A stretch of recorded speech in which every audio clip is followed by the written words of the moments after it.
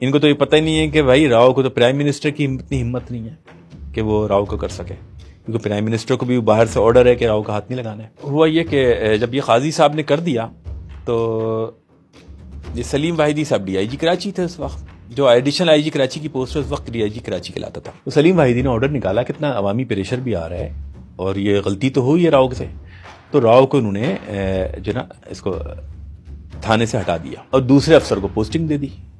جب دوسرا افسر تھانے گیا راؤ صاحب کا چارج لینے، تو راؤ صاحب نے اس کو ٹارچر سیل میں الٹا لٹکایا، اس کو مارا، اس کو بولا کہ بھائی ڈی آئی جی کون ہوتا ہے؟ پوسٹنگ تو میں اپنی مرضی سے لیتا ہوں، تو میرے پاس چارج لینے کیسے آیا؟ جب میں نے چارج چھوڑوں گا تو لے گا نا، میں تو آیا کیسے؟ تو یہ بڑا واقعہ ہو گیا اور ڈی آئی جی صاحب تب گئے۔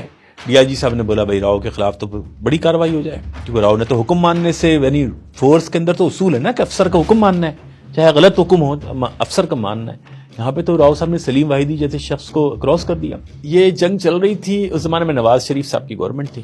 پرائم منسٹر نے ڈی آئی جی کراچی کو ڈائریکٹ فون کیا، حالانکہ پرائم منسٹر آپ کو پتا ہے آئی جی کو کرے گا، ان کو نہیں کرے گا۔ پرائم منسٹر وزیر داخلہ کو کرے گا، آئی جی کو بھی نہیں کرے گا۔ نواز شریف صاحب نے ان کو فون کیا۔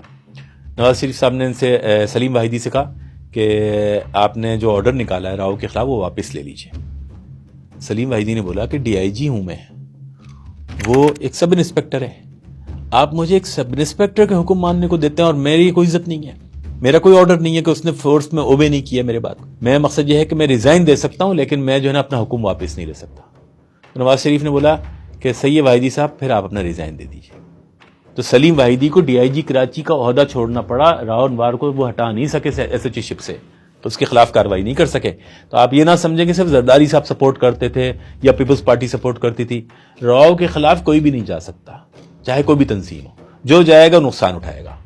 کیوں کہ راؤ یہاں کے ٹاسک پہ کام نہیں کرتے، صرف راؤ بہت سارے باہر کے لوگوں کے لیے ٹاسک پہ بھی کام کرتے ہیں، انٹرنیشنل۔ راؤ ہو، چودھری ہو یا کوئی بھی ہو، یہ سارے لوگ جو ہیں وہ بیسیکلی ہدایات تو کہیں اور سے لیا کرتے تھے۔ تو راؤ انوار کا جو ایک اسٹائل تھا وہ دوسرے پولیس افسران کے مقابلے میں ڈفرینٹ تھا۔